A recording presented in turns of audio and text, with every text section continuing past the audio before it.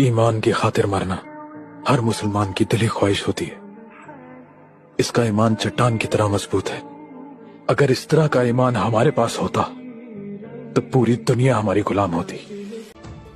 اتنے سال جو ضائع ہوئے، اتنے سال جن میں تم نے خود کو نہیں جانا، صرف توبہ کے نور اور وضو کے نور سے ہی واپس آ سکتے ہیں.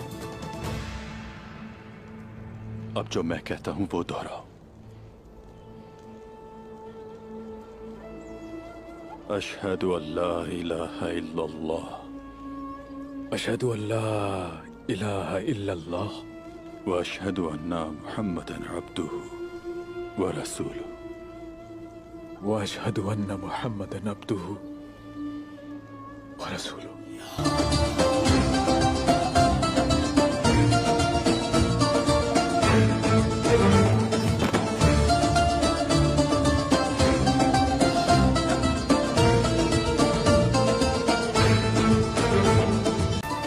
کچھ بتانا ہے میں نے آپ کو عثمان صاحب. ناصر اپنی اصل روح اور گھر کی طرف لوٹا ہے، بلکہ اسلام قبول کر کے مسلمان بھی ہو گیا ہے. اے ماشاءاللہ.